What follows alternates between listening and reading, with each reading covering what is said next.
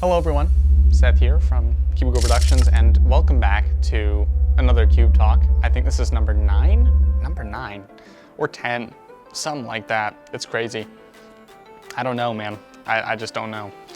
Anyway, a lot of stuff going on the past week. Obviously, I released 2 videos on Tuesday, although one of them was like late Tuesday night, but still technically Tuesday, and that was the Palindrome cinematic, which was just phenomenal. I love how that turned out. I mean, there are a few things that I wish I could improve, but you know, that's basically like every video. Just, you know, you look back and you see your mistakes and you learn from them. But anyway, I love the cinematic.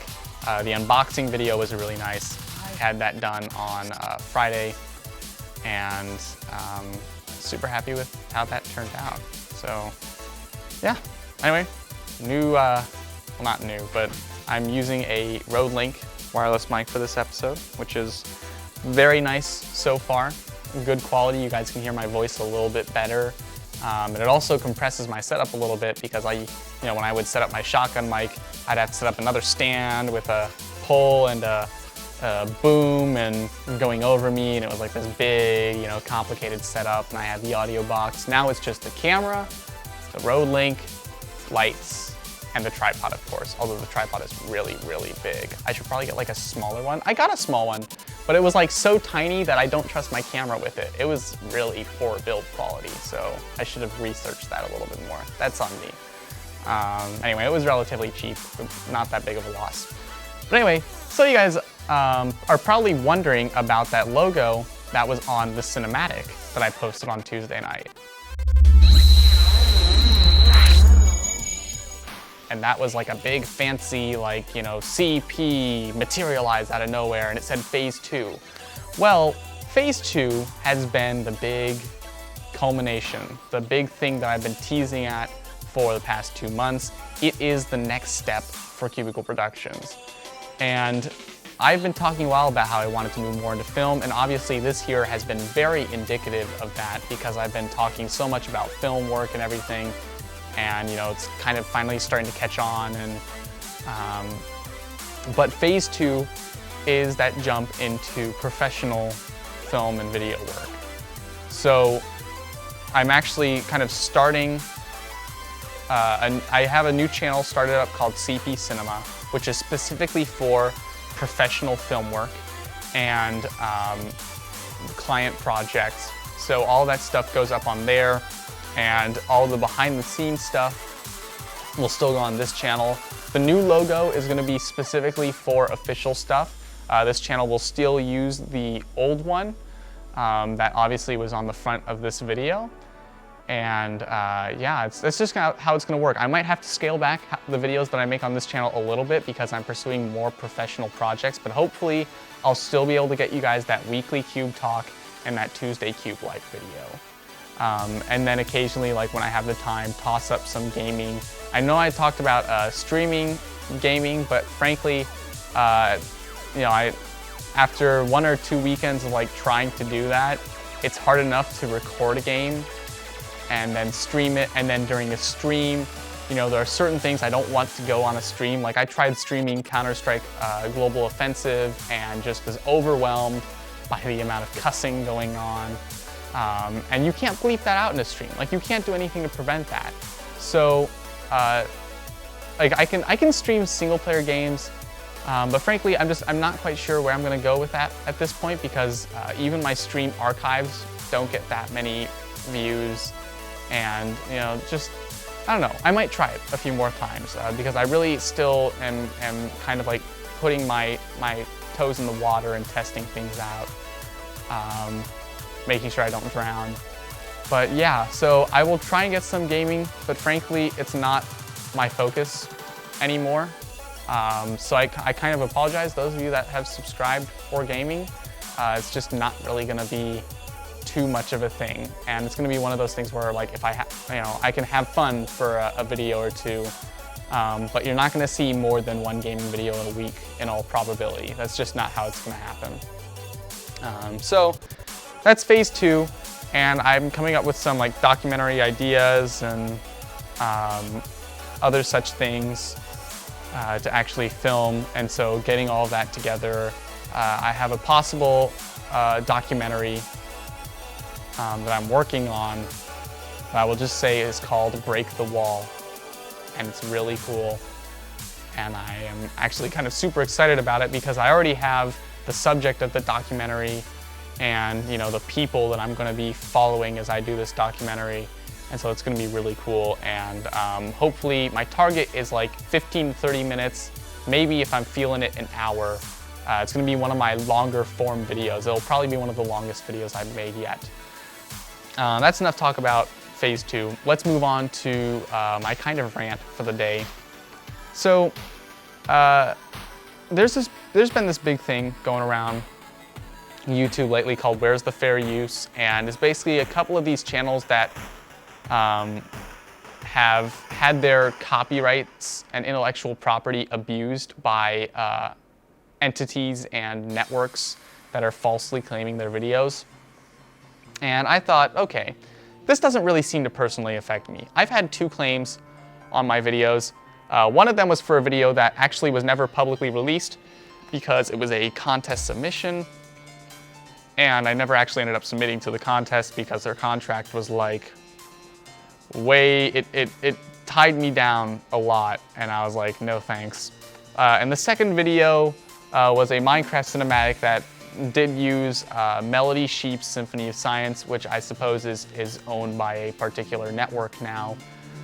So I just went ahead and took that down. Doesn't really make a difference to me because my videos aren't monetized.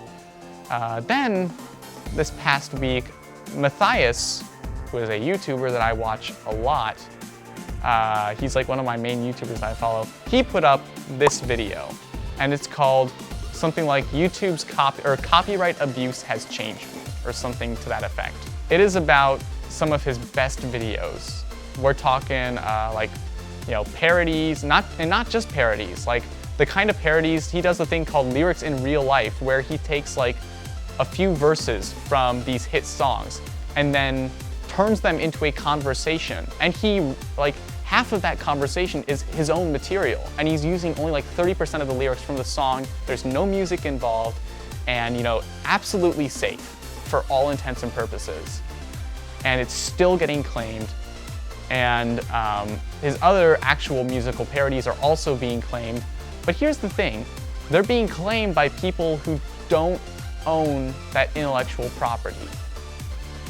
He's had sketches claimed because talents from a particular network have appeared in that video, which still does not constitute as them owning the video. They don't own that video, but they're still claiming it. And this is why he apparently doesn't make these videos anymore. And that is where I really, really get angry, because that is why I came to his channel. I started watching his channel around like 500,000 subscribers. He has a little over 1 million now. But about a year and a half ago, I started watching his videos, and he stopped making the sketches, and I was really concerned about it. I was wondering, like, why doesn't he make this stuff anymore? He needs to make more stuff, and it was starting to like negatively impact how I viewed his channel. And then he posted this video, and it finally like struck me. So the reason he doesn't make that stuff anymore is because he literally loses money on it, because they get claimed. And he's had thousands of dollars stolen from him over the years of copyright abuse. And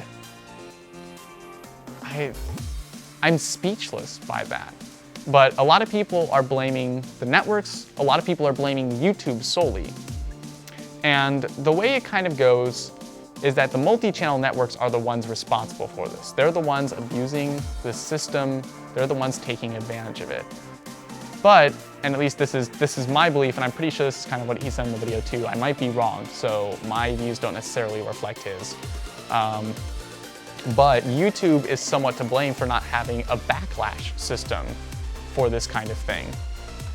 And that's really unfortunate, because when YouTube when YouTube did have a lawsuit filed against them for this kind of thing by the big corporations, YouTube's solution was to create a conduit where companies and entities could exercise their intellectual property without competition. The problem is this made it extremely one-sided on the side of the person making the copyright claim, or the network. And in this case, the network or entity takes all the ad revenue generated by that video while it is up and claimed by them. And if the YouTuber manages to get it back, that money doesn't go back to the YouTuber. It remains with the company, with the network, with the entity. And I am almost fairly certain that there have been quite literally millions lost because of this copyright abuse. And actual copyright lawyers have made YouTube videos saying how wrong this is. And the idea has been floating around, and in fact, I'm pretty sure I somewhat inspired it on Matthias's video, but he mentions, if there's a class action lawsuit, count me in. I had kind of tweeted at Matthias the idea of like YouTubers banding together for a class action lawsuit, and he directly mentioned that in his video that he ended up making later that day. I think a class action lawsuit could be the way to go. I think these YouTubers need to band together and just sue the pants off of some of these networks, because they literally have people that go through the videos, and regardless of whether it's fair use or not, sometimes they don't even watch the video. They just flag it.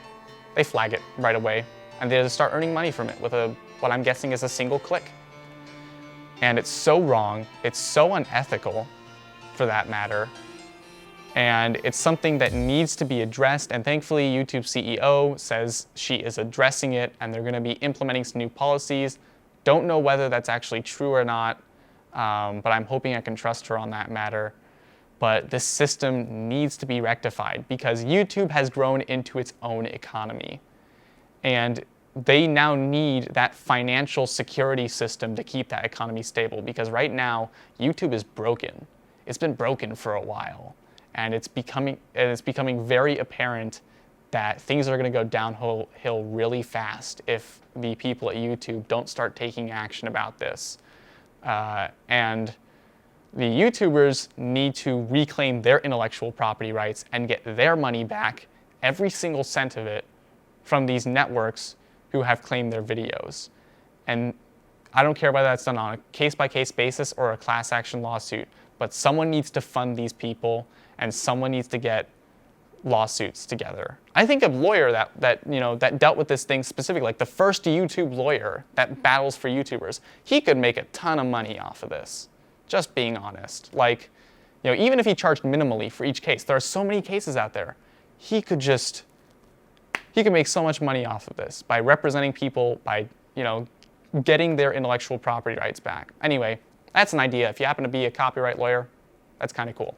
But anyway, it's a system that needs to be changed, and it's a system that needs to be fixed, and that's the important part. So what's coming up for me? I've got spring break after this week. This week is midterms, but I've got spring break coming up, and I'm just going to take some time, relax, see a movie. Might not even make videos. I'm still debating that. I might just take my camera around town. But yeah, my camera's running low on battery right now, so I gotta wrap this up. So anyway, I hope you guys did like this video. If you did like it, please like, subscribe for more film stuff and for the occasional gaming video and for behind the scenes stuff. It's really cool. Be sure to check out my website, Chippy Productions, which is finally a thing. And yeah, until next time, feel free to leave a comment below, and I'll probably respond to you. And until then, I'm Seth from Chippy Productions, and I'll see you later. Adios. Auf Wiedersehen. Bye.